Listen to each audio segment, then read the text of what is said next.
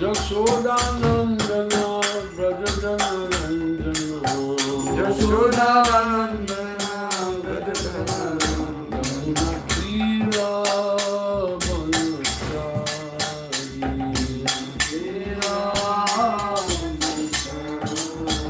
Yamuna Tira Banasari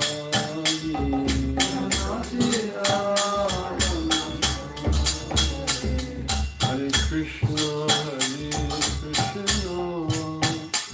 Krishna Krishna Hare Hare Hare Rama Rama Rama Rama Hare Hare Krishna Krishna Krishna Krishna Hare Hare Hare Rama Rama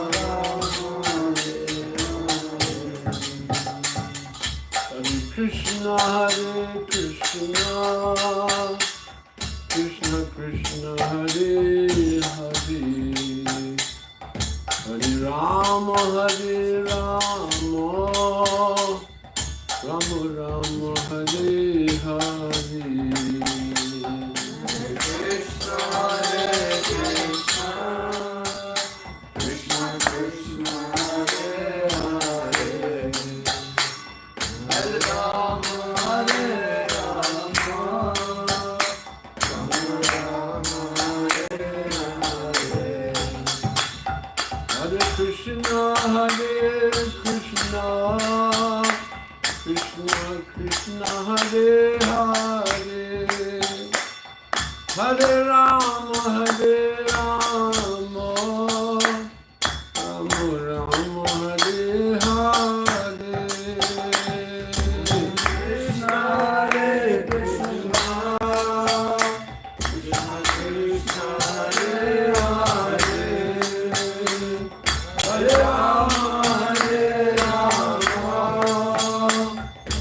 Rama Hare Hare Hare Krishna Krishna Krishna Hare Hare Hare Rama Rama Rama Hare Hare Hare Krishna Krishna Krishna Hare Hare Hare Rama Hare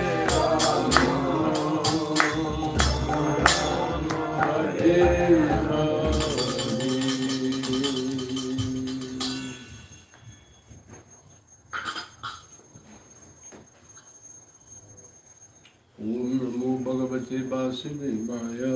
Om Namo Bhagavate Vasudevaya. Om Namo Bhagavate Vasudevaya. Om Namo Bhagavate Vasudevaya. Om Namo Bhagavate Vasudevaya. Om Namo Bhagavate Vasudevaya.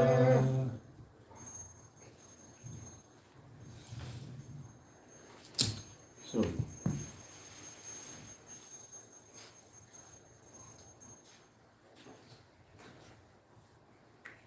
continuing reading from Srimad Bhagavatam. Haribo. Thank you.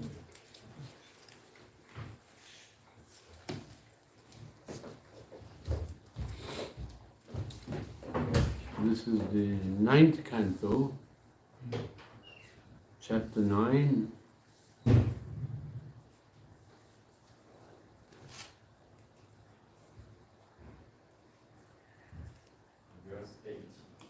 And we are, yes. This chapter is entitled The Dynasty of Amshuman.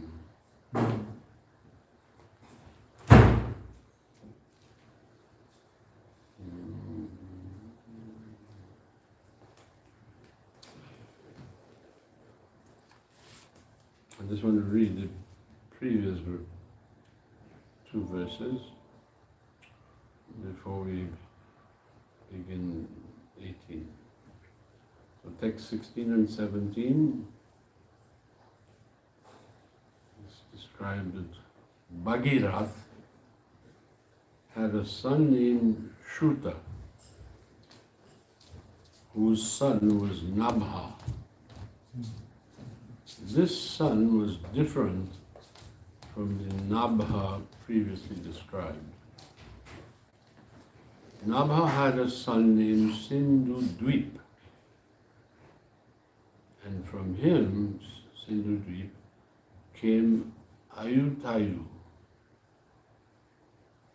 And from Ayutayu came Ritu Parna, who became a friend of Nalaraja.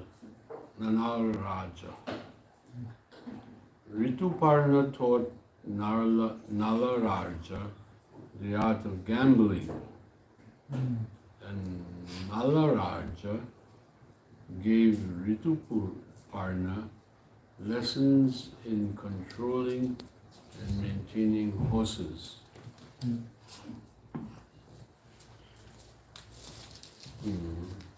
Then the son of Rituparna was Sarva Kama. This is a short purport. Prabhupada explains, gambling is also an art. The Kshatriyas were allowed to exhibit talent in this art of gambling. By the grace of Krishna, the Pandavas lost everything by gambling. And so they were deprived of their kingdom, their wife Draupadi, family, home, because they were not so expert in gambling. Actually, because it was crooked dice. Duryodhana, who incidentally, his name means a dirty fighter. That's the meaning of Duryodhana. Makes sense. Dirty fighter. In other words, he doesn't play by the rules. And he challenged Maharaj Yudhishthira to this gambling match. But he had crooked dice. And with his crooked dice, he could not lose. Every time he rolled the dice, he won.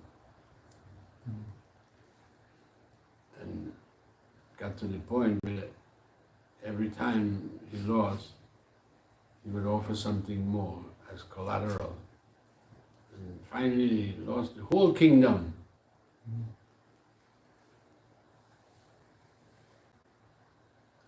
His brothers were sitting there, other Pandavas, Bhim, Arjun, Nalakuvar and Sahadev, Nakula and Sahadev. And their older brother was losing everything. And Bhima was especially mad. Then Duryodhana said the unthinkable. He says, I'll give you a chance to win back everything. All your money, all the kingdom, everything. He said, but I have nothing else. You've got everything already. He said, well, your wife, Draupadi, Bhima and Arjun, they were ready to charge and knock his block off his head. For suggesting such a thing. But Yudhishthira, he is Dharma Raj. He is so strict with his Dharma. He said, no. So you want my wife as collateral? And Duryodhana said, yes. If you win, you get back everything. And if you lose, then I get your wife. So he agreed. And sure enough, Duryodhana rolled the dice and won again.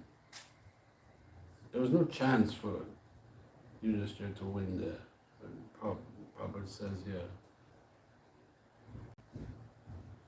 by the grace of Krishna, they lost everything. So sometimes Krishna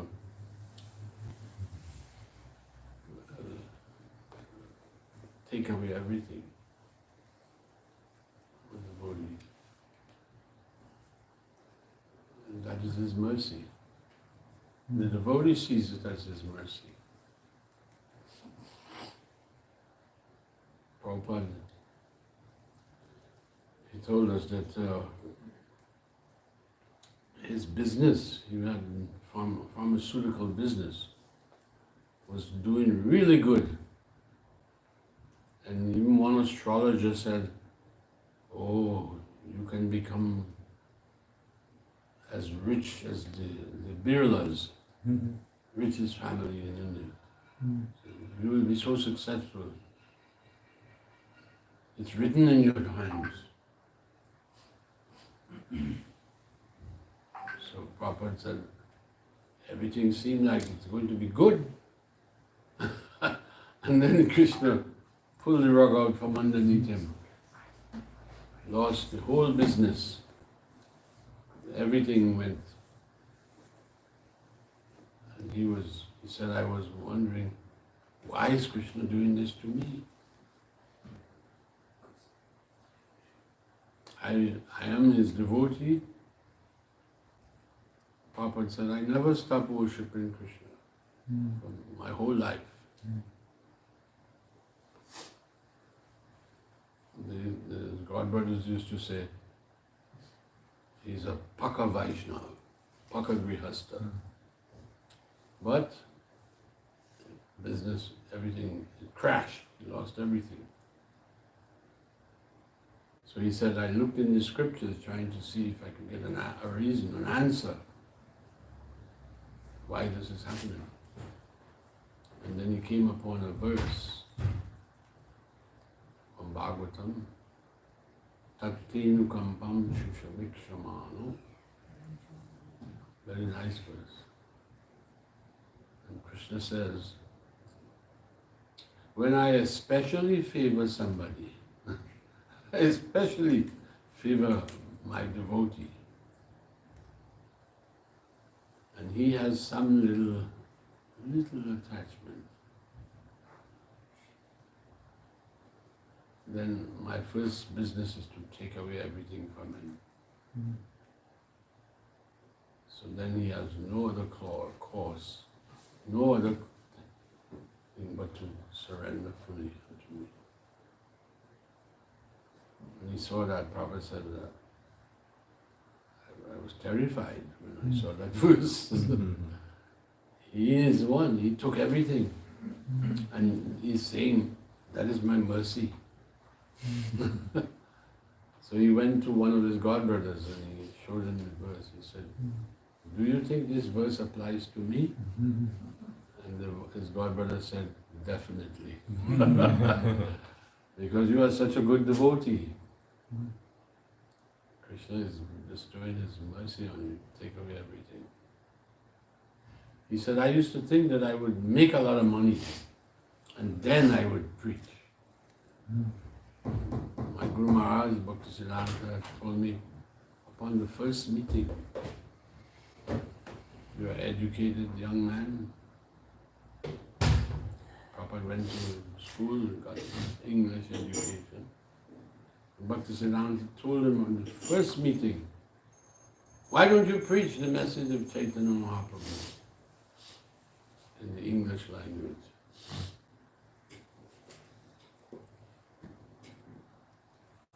So he said, I accepted that, his order, but I thought, I'll make money first, and then I'll be able to preach. But Krishna had a different idea. Took away all his money. And he said, when I lost everything, all my family, they didn't want to have anything to do with me. They were thinking, he's a loser. You know? just had to surrender to Krishna. So Pandavas, they lost everything. But they never lost faith in Krishna. They were always thinking of Krishna. When there was difficulty, because Duryodhana had tried on many occasions to kill them. He was so envious of them. And he's their cousin. But Queen Kunti says in her prayers,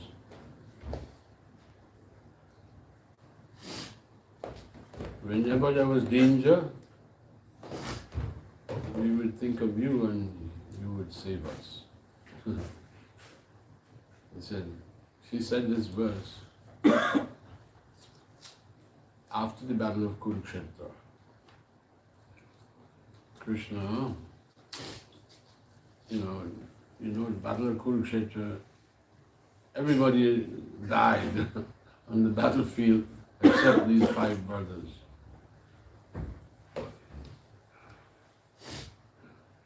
And so Krishna, before going back to his kingdom of Dwarka, he stopped to pay respects to his aunt, Queen Kunti. And he knelt down and was touching her feet, bowing his head. And Kunti, she was devotee. She said, "You're playing as if I'm your aunt and you're my nephew, but I know who you are. You're the Supreme Personality of Godhead." He said, "So you think our troubles are over because we won the war, and so you're leaving us now. But actually, our troubles have not ended, because the children of our enemies, when they grow up, they will want revenge. So they will come after us again." He said, so our troubles are not over. Actually, the troubles are never over in the material world. So at that time, Queen Kunti said something so amazing. She says, "I wish all the trouble that we had before would come again. Because whenever there was trouble and we would think of you, you would come and rescue us." So she said, and seeing you, thinking about you means we'll never have to take birth again. So she was such high-grade devotee. So Prabhupada continues, he says a devotee may not be expert in materialistic activities. Therefore, it is advised in Shastra that materialistic activities are not at all suitable for living entities, especially for devotees. And most people think materialistic activities, to become expert in different material fields, I think that is success in life. Even so-called followers of the Vedas.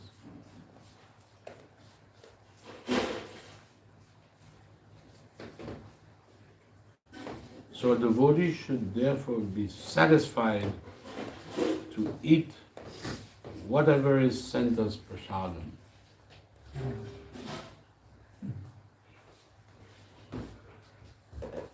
Prabhupada once said, what is a devotee? He He wants some time to chant Hare Krishna. He wants a place to lie down and sleep, take rest. He wants prasadam. And he said, and if there is service, then gladly let me do it. He said, that is devotee. So, here Prabhupada has given us a hint. He said we should be satisfied to eat whatever is sent us prasadam by the Supreme Lord. And so a devotee remains pure because he does not take to sinful activities such as gambling, intoxication, meat eating, and illicit sex.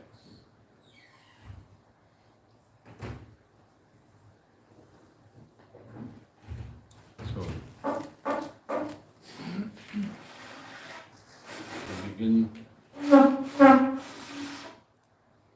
text 18. Tatak sudasas tatputro Tasasatputro damayanti patirnipa ahur mitra saham yam vai kalma sangrim uta kvachit Karma Sangrimutavachit Vasishta Sapad Raksho Bud Anapatya Swakarmana.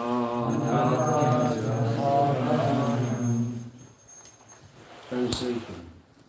Jai Shri Shri Radha Ishvara Nath Baladev Subhadra and Shri Gaurav Nityananda. Translation. Sarvakama had a son named Sudas, whose son, known as Sodas, Sudas had a son named Sodas. He was the husband of Damayanti. Sodas is also sometimes known as Mitrasaha or Kalmasapada. Because of his own misdeeds, Mitra Saha was sonless and was cursed by Vasishta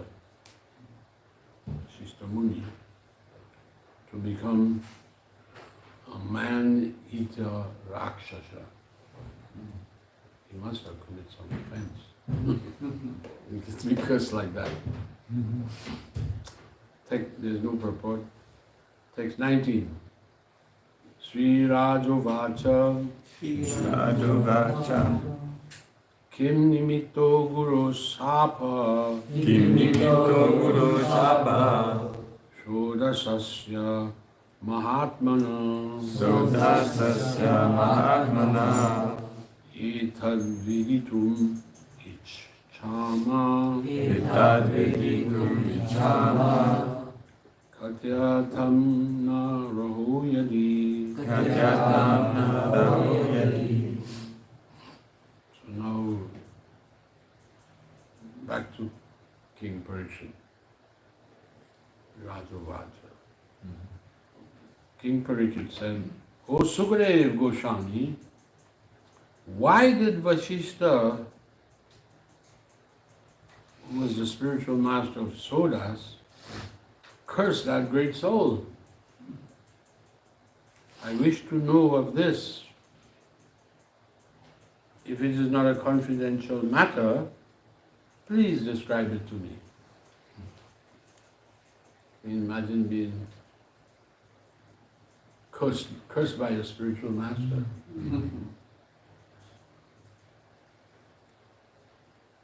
That can happen.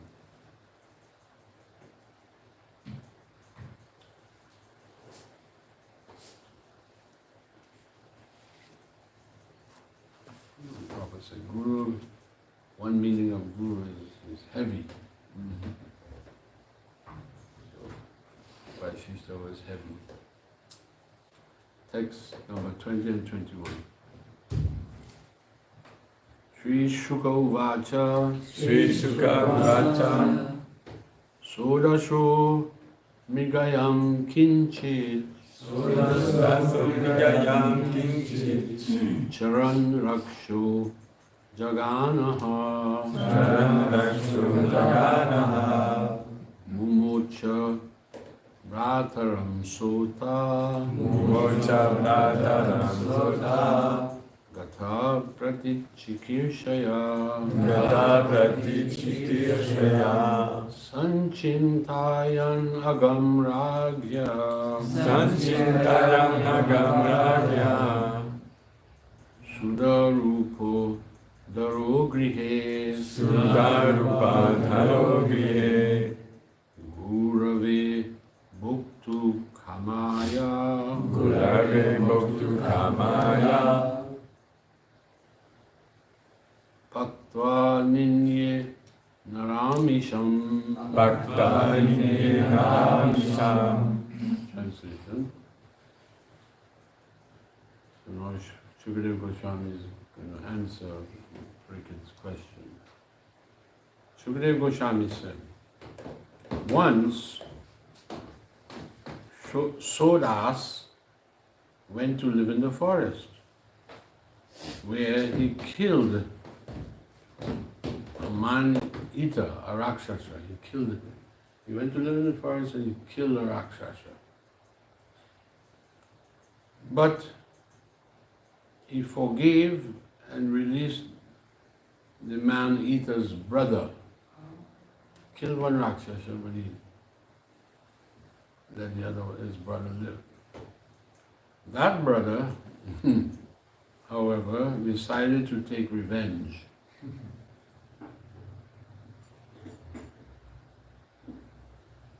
Like I said, Kunti told Krishna, the children of all those soldiers who were killed, when they grow up, they will come for revenge. So we are not out of danger. So, thinking to harm the king,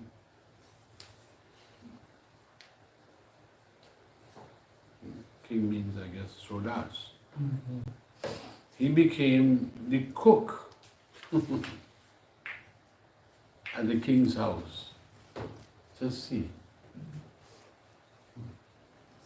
And one day, the king's spiritual master, Vaishishta Muni, was invited for dinner. And the Rakshasa cook served him human flesh. Bhagavatam is so amazing.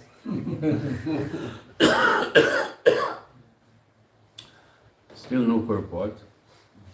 22, verse 22. Parivekshamanam Bhagavan Parivekshamanam Bhagavan Vilokya Bhakshamanjasa Vilokya Bhakshamanjasa Rajanam Asapat Krudho Rajanam Asapat Krudho Raksho Hinam Raksho Hevam Bhavishyasi. Raksho Yevam Bhavishyasi. Translation. While examining the food given to him,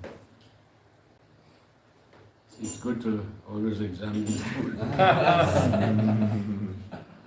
Vaishishta Muni, by his mystic power, he could understand that this food was unfit to eat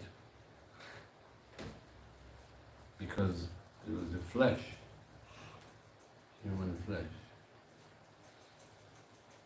In other words, a cannibal will eat that. The devotee will not. So he became very angry at this and immediately cursed his disciple, the king, Sodas, to become Rakshasa. That's how he got cursed. Text 23 and 24.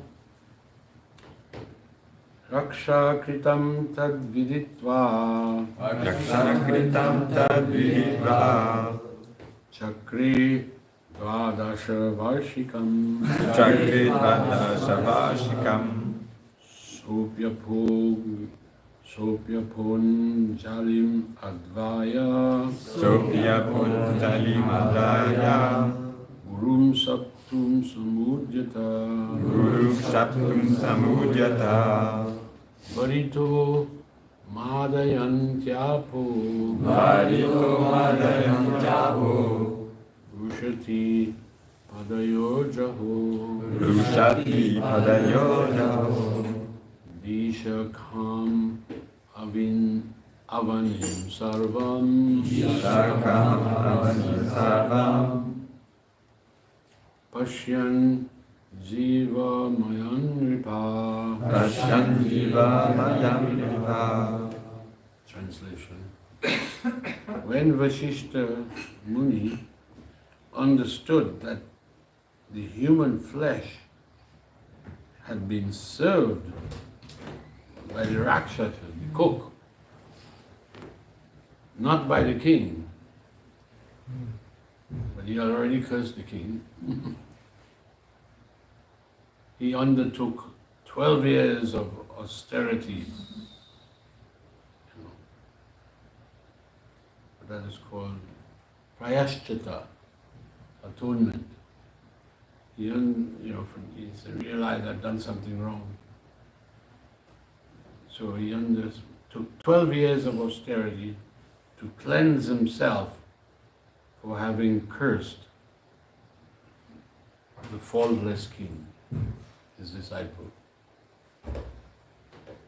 See his character. He accept I made a mistake and I need to atone. So he underwent austerities for 12 years.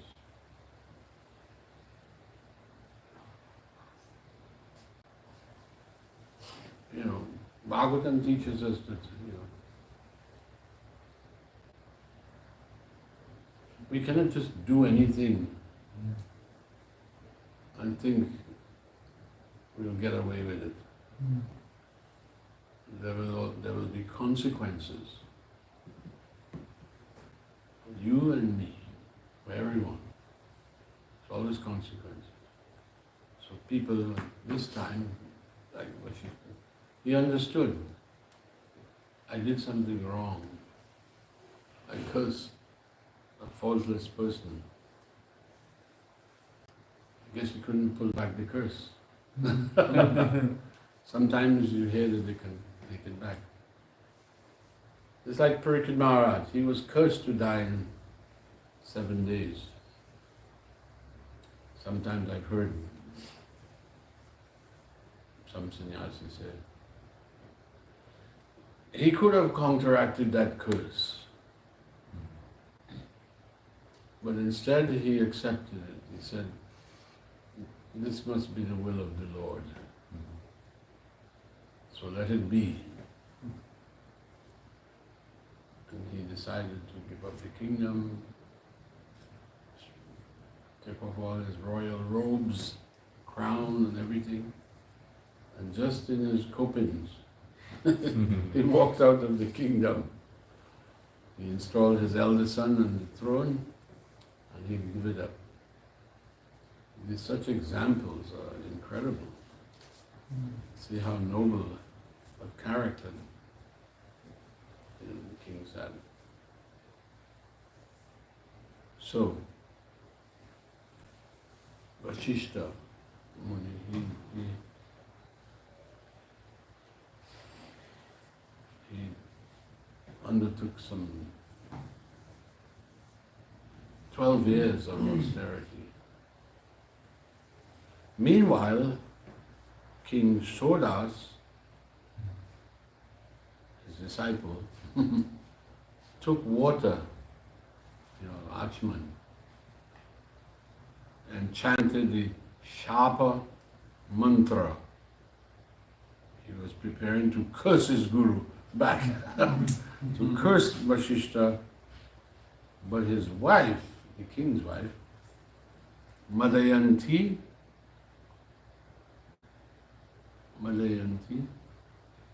she forbade him to do so.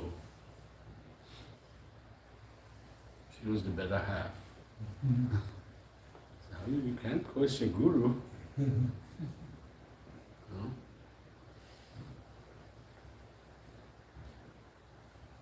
So then the king, he saw that the 10 directions, what are the 10 directions? Tell me. Up and down, Uh-huh. north, south, east, west, and northwest, southwest, southeast, northeast. The king saw that the 10 directions, including the sky and the surface of the globe, were full of living entities everywhere.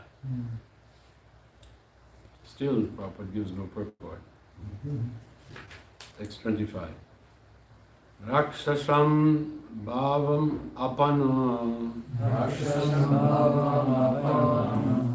Phade kalma satam gata Javaya kale dadrishe Panuko dampati dvijo. Translation. Sodas thus acquired the propensity of a meat eater. The curse took effect. Right? His guru cursed him to become a Rakshasa. So his wife stopped. He was going to curse back. Wife stopped him, and the curse came on. And he developed the propensity of a Rakshasa, man-eater. And he received on his leg a black spot, for which he was known as Kalmashapada. So once, this king, who is now known as Kalmasapada, saw a Brahmin couple engaged in sexual intercourse in the forest. Still no purport. Text 26 and 27. Shudarto jagre vipram tatpatnyaha kritartavat nabhavan rakshasa sakshad ikshva kunam maharataha madayantya patirvira nadharmam kartumarhasi dehi me patya kamaya akritartham patim dvijam.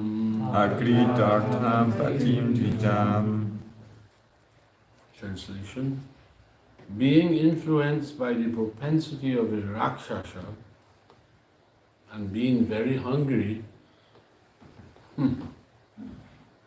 King Sudasha, who is also called Kalmasapada, seized the Brahman. The Brahman was having sex with his wife in the forest. So he seized the Brahman. And the poor woman, the Brahman's wife, said to the king, "Oh, hero, you are not actually a man-eater." How she knew? "You are among the descendants of Maharaj Ikshvaku." We heard this name Ikshvaku in Bhagavad Gita. He was the son of Manu Maharaj. Krishna says, "I spoke Bhagavad Gita to Vivashan. Vivashan spoke it to Manu. Manu spoke it to his son Ikshvaku. And this king is a descendant of Ikshvaku. So this wife, the Brahman's wife said, "You are not actually a man-eater. You are among the descendants of Maharaj Ikshvaku. Indeed, you are a great fighter. And you are the husband of Madayanti. So you should not act irreligiously in this way."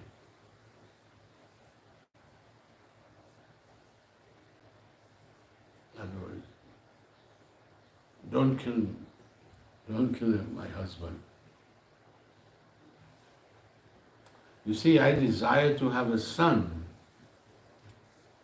Please therefore return my husband who has not yet even impregnated me.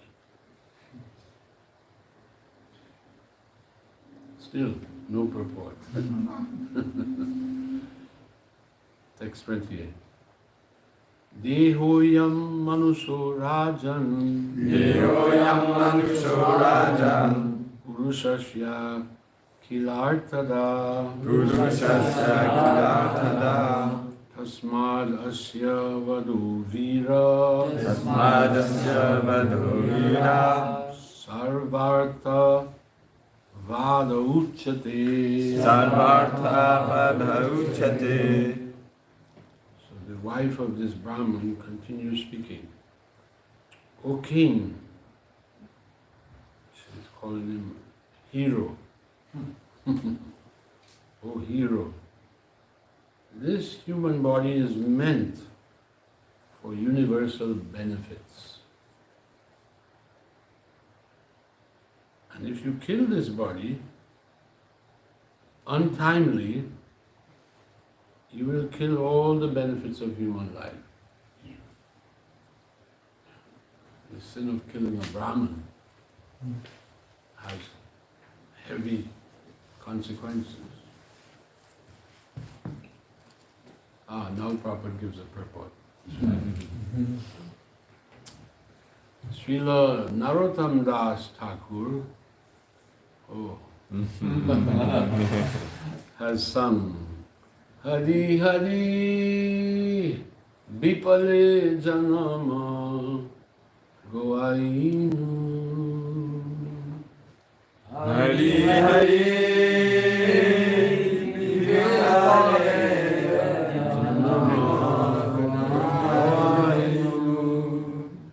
Manushya Janama Paya Radha Krishna Nabhajiya.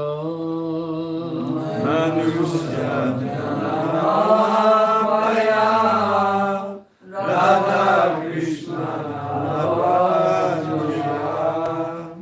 Jangyashu Niyabisha Kainu.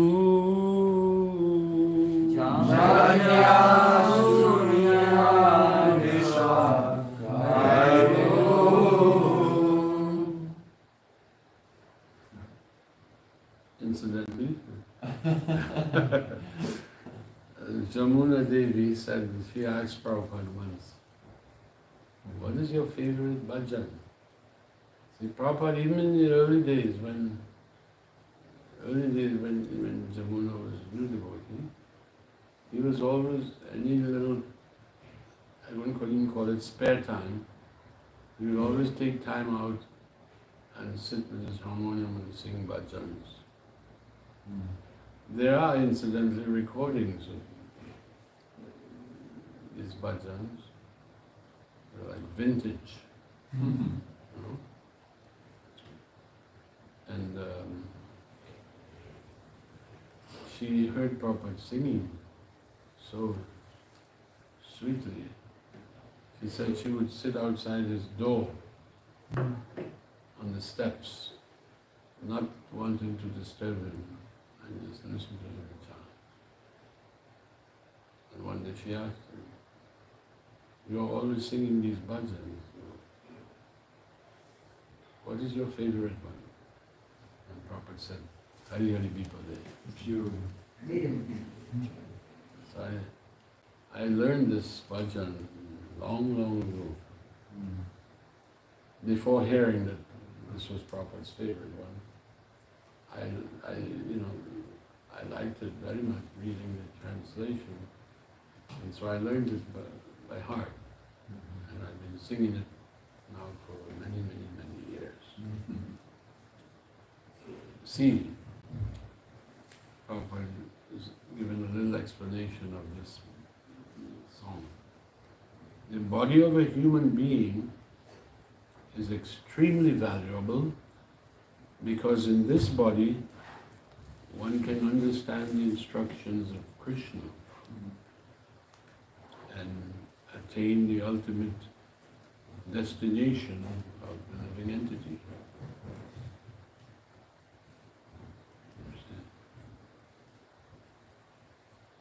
Manusha Jangamapai Radha Krishna Nabodhiya. Narottam is saying, I knew this was the purpose of human life, to worship Radha and Krishna. He said, I knew, but still I didn't do it. Have you ever know what was the right thing to do and not do it? All the time. So Narottam said, I didn't do it.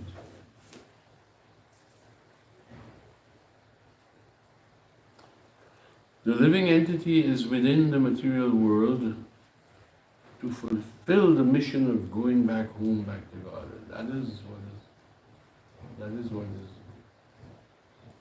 That is successful life.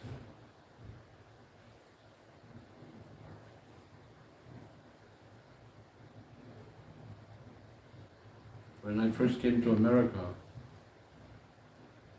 in 1970, I became aware of all kinds of music, especially in New York. New York was called the Big Apple. And I came from a little tiny island in the Caribbean, living with the pirates.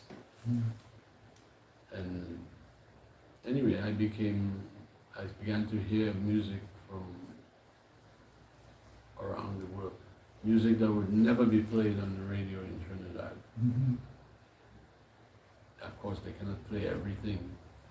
We only had one station. Anyway, I was working, I had gotten a job, and one boy, he introduced me to one of the best female singers. She was from Canada, her name was Joni Mitchell. So I went out and I bought Joni Mitchell's album.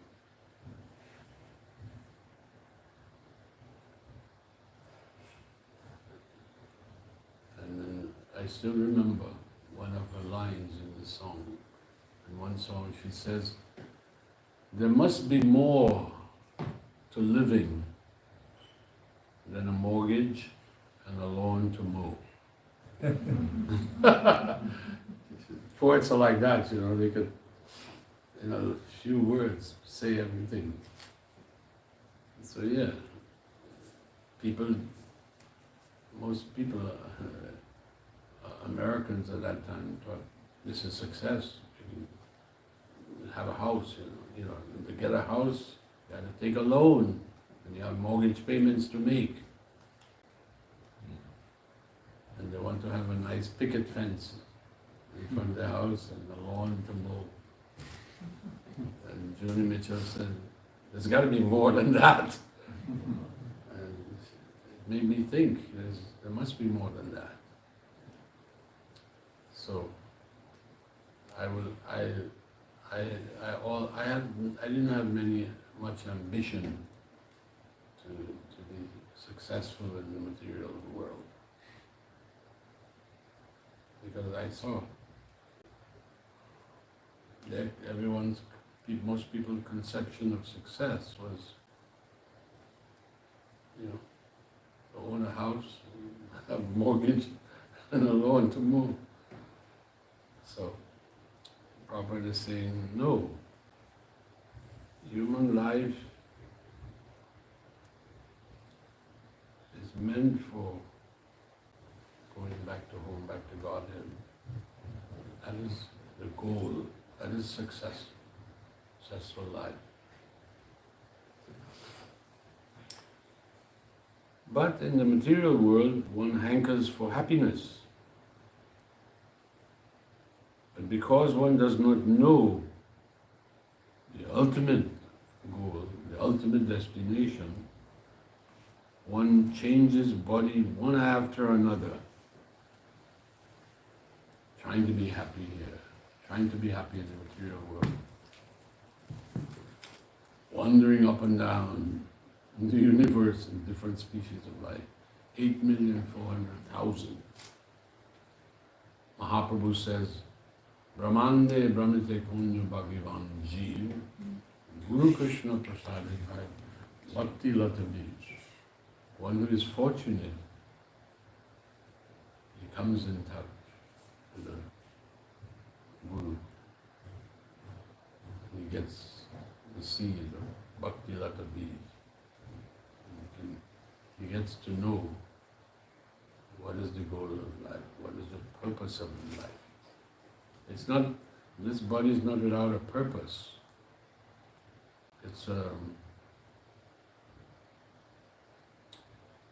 But the body is sometimes called arthadam. Artha means wealth. So the wealth, the real wealth of human body is that you can make a comprehensive solution to the problems of life.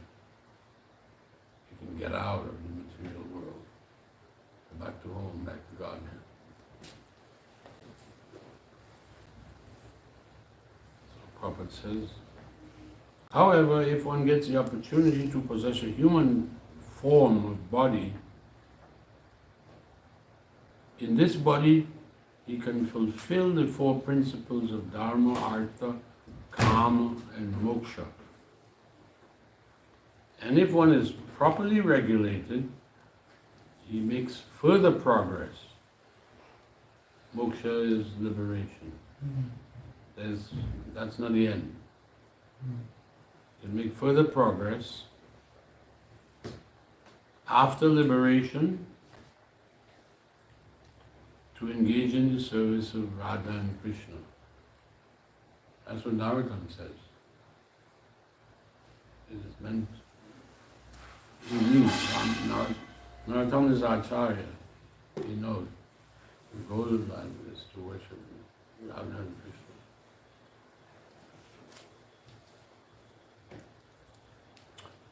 So this is the success of life. To stop the process of repeated birth and death and go back home, back to Godhead. Prabhupada quotes a piece of Bhagavad Gita. Mamiti. Come to me. To be engaged in the service of Radha and Krishna. That is success of life. Therefore, taking a human body is meant for completing one's progress in life. Throughout human society, the killing of a human being is taken very seriously, right? It's called murder.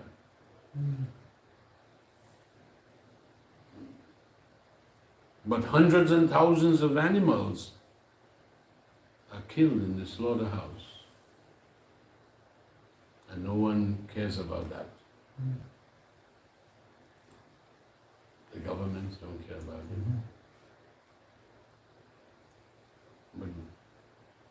But kill a human being, they take that seriously.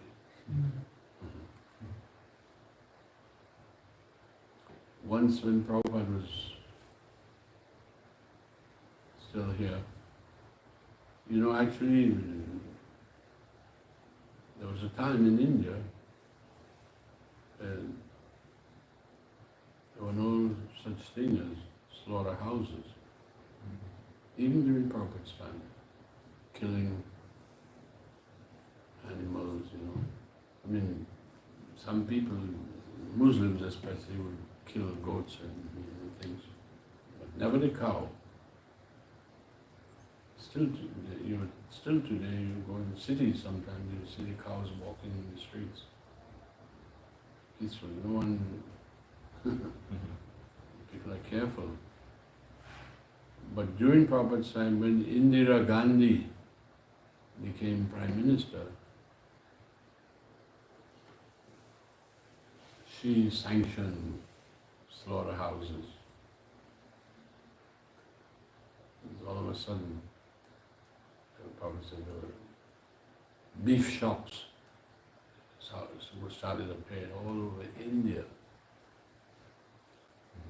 And Prabhupada made a comment, he said, if there was one real Kshatriya alive, he would go and cut off Indira Gandhi's head.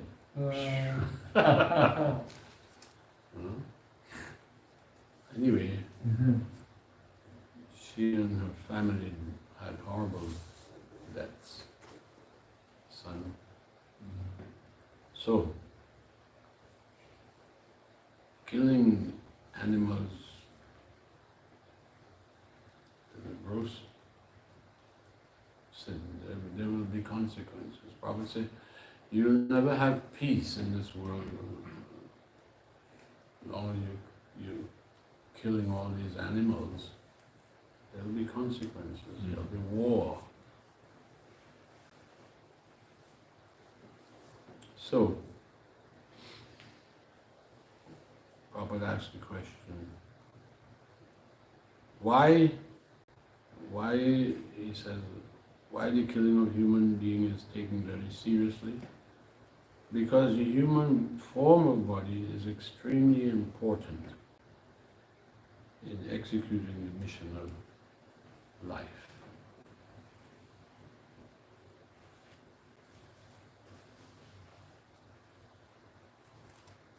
Wow, we use up all the time. It's 9 o'clock already. Anyway, if anyone has a quick question, we can take. Can you say that one of the lessons that Krishna was teaching from the Pandavas losing everything in gambling is that gambling isn't a good thing? Yeah, he said that. I read that. He said that devotees don't do that. That is one of the 4 principles. When devotees were coming to get initiated by Prabhupada, he would ask, especially Western devotees. Not so much he would ask the Indians because they knew. But in the Western world he would say, what are you promising to follow? And they would say, no immediate aim, no illicit sex, no gambling, no intoxication. I say, very good. And how many rounds you're going to chant? And several occasions, the new devotee would say, 16 rounds, Prabhupada, and he would say, minimum.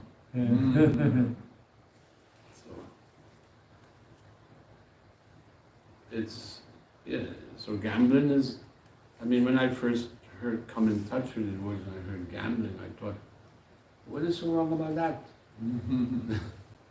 My father was a gambler. Yeah.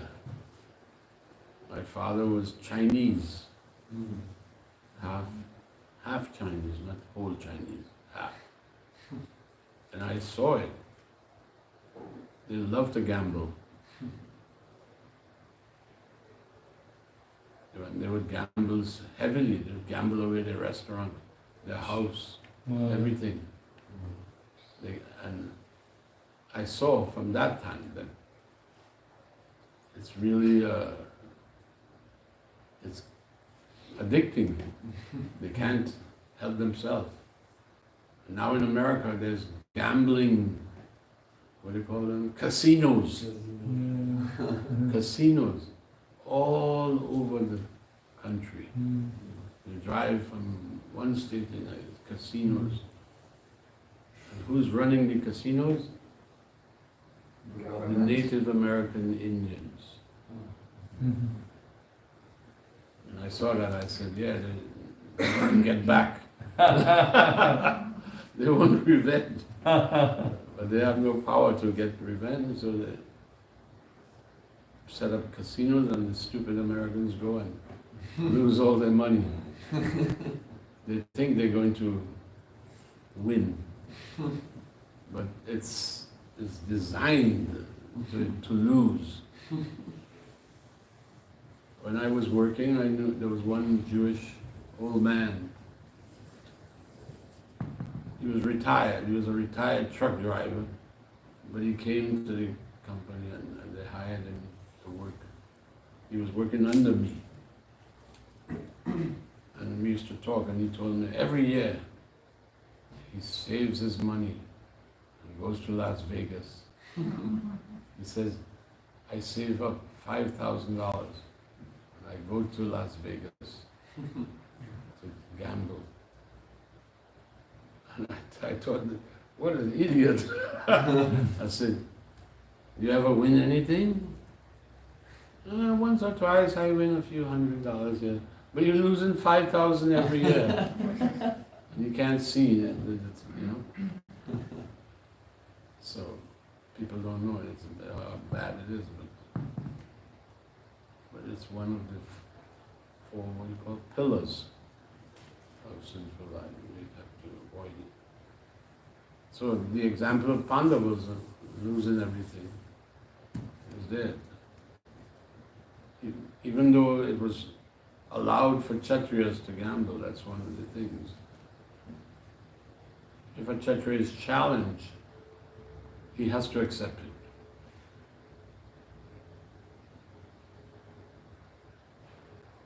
He has to accept it. But the example was, they lost everything. So as a devotee, we should definitely avoid these things if you want to make progress. Okay? So would you call dealing on the stock market also gambling? Yeah. How many people, it's a gamble. People lose so much. But the desire, the lust to want to become wealthy drives them on, because they don't understand, you know, you will not get more than what you deserve. But they're trying to acquire wealth. And if by chance they acquire wealth, they lose it anyway. They can't keep it. So I guess gambling is, playing the stock market. I know one devotee in Trinidad, in my country. He was into the stock market. And he won a lot of money. He told me, he says, Prabhu, I had so much money. But I went and I invested, played again in the stock market. He said, I lost everything. I said, yeah. So it's gambling. Quite a lot of devotees are engaged. Oh, yeah, there are many who do. Yeah. They're not understanding this. They think it's all right. But no, it's not. You know, you should, at least Prabhupada said in one of the places, one should be satisfied with what comes easily, naturally. Live simple. What he used to say, simple living and high thinking. So, I learned simplicity from Prabhupada, watching Prabhupada, how he lived, simple. Prabhupada lived out of a suitcase for the years he was with us.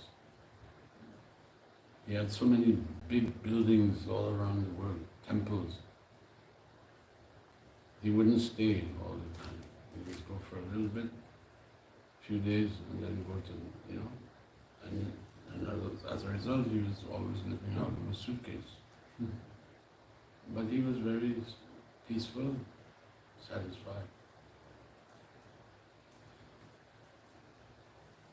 So, we can learn from his example to be satisfied with.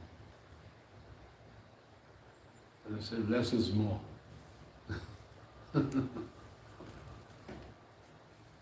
Don't try to get more and more and more. Okay? Grantaraj Srimad Bhagavatam.